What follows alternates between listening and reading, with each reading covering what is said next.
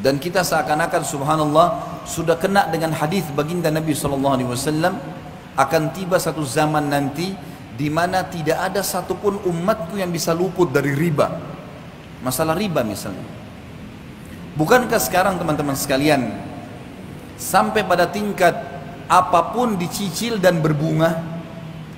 Bukankah orang kalau mau beli baju, orang kalau mau beli elektronik, orang kalau mau beli kendaraan, orang kalau mau beli rumah, semuanya dihubungkan dengan masalah riba.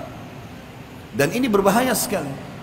Riba ini bukan hanya sekedar sesuatu dosa yang seperti zina yang dasarnya besar misalnya. Tapi apa kata Nabi SAW dalam hadis yang sahih riwayat Imam Ahmad? 1 dirham riba lebih berat daripada 36 kali berzina. Bayangkan kalau kita berzina, naudzubillah, sekali, sudah berat hukumannya.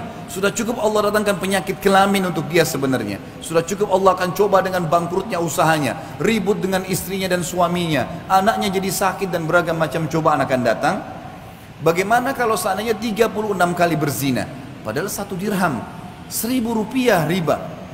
Baik teman-teman sekalian masih pakai kartu kredit sekarang, memaksakan diri untuk pakai. Apa itu? Dipaksakan untuk menyicil sesuatu. 0% kok Ustaz? Baik 0%. Taib, kalau seandainya Anda terlambat 1 hari saja, bukankah kena bunga 50 rupiah, 50 ribu rupiah? 50 ribu bisa saya jangkau, gaji saya 3 juta, benar. Tapi 50 ribu rupiah, kalau kita hubungkan dengan hadis tadi, lebih berat daripada 36 kali berzina. Untuk apa? Kenapa harus paksakan diri melampaui kapasitas? Kenapa kalau tetap pakai kendaraan yang lama dulu sampai dikumpulkan dana, supaya kita bisa membeli yang cash? Kenapa kita tidak sabar teman-teman sekalian? Toh perangkat di tubuh kita masih aman, matanya masih sehat, telinganya masih sehat, kulitnya masih bagus, kakinya masih bagus. Kenapa harus paksakan diri? Sementara memang riba, sebagaimana tadi qari kita membaca ayat Al-Quran yang luar biasa. Allah mengatakan, ya ayyuhalladzina amanu la ta'kulur riba adha'afan mudha'afah. Hai orang-orang yang beriman, jangan kalian makan riba bertumpuk-tumpuk, berulang-ulang. Apa makna kalimat ini? Kata sebagian ulama tafsir, yang dimaksud adalah riba itu akan selalu mengikat seseorang, tidak bisa lepas. Makanya setiap cicilannya berjalan berapa bulan ditawarkan lagi yang lain, digoda lagi sama syaitan dengan yang lain. Minimal harus ada yang nyantol. Dan 1 dirham riba lebih berat daripada berzina. 36 kali berzina. Allah berfirman dan mengingatkan kepada kita, menjelaskan tentang solusinya. Lalu apa yang saya harus lakukan Ustaz? Jawabannya Allah yang berfirman dan kekal sampai hari kiamat ditelawakan.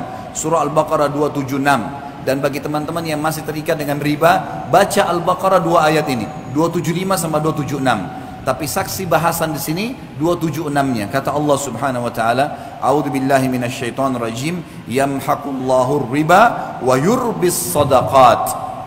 Allah pasti memusnahkan riba dan menyuburkan sedekah. Apa maksudnya memusnahkan riba?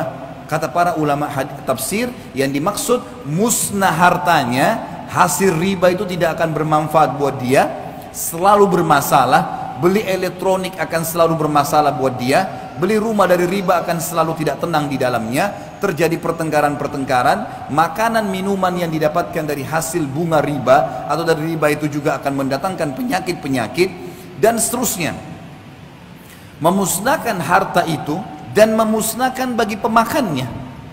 Sesuai dengan hadis Nabi SAW, Allah melaknat pelaku riba, penulisnya, saksinya, semua kena.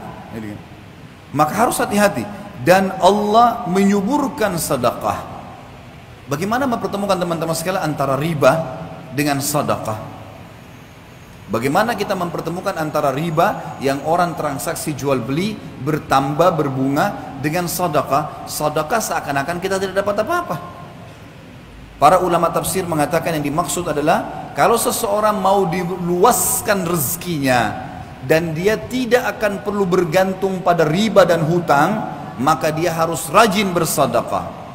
Makin besar dia keluarkan sedekah, maka minimal balasannya 10 kali lipat. Sebagaimana Allah berfirman dalam Al-Quran, dan kita sebagai orang beriman yakin dengan firman Allah. A'udzubillahi minasyaitonir rajim.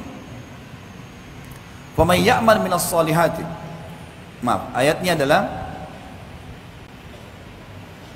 man jaa bil hasanati falahu asyru adhafiha. Al-ayat. Siapa yang melakukan satu kebaikan termasuk sedekah di dalamnya, maka Allah akan datangkan 10 kali lipat.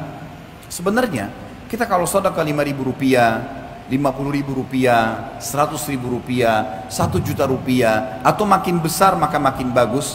Pada saat itu sudah ada jaminan dari Allah, kita akan dapat secara investasi dengan Sang Pencipta Allah 10 kali lipatnya. 50.000 akan 500.000, 5 juta akan 50 juta. Ini janji, nggak mungkin salah. Allah nggak mungkin salah. Innallaha la yukhliful mi'ad. Allah nggak akan pungkiri janjinya. Wa man asdaqu minallahi qila. Dan siapa yang lebih jujur daripada Allah dalam perkataan? Nggak ada yang salah. Bahkan ada hadis Bukhari, hadis qudsi, Allah berfirman, Nabi SAW mengatakan, Allah berfirman, seluruh amal ibadah anak Adam ditentukan kadar pahalanya 10 sampai 700 kali lipat.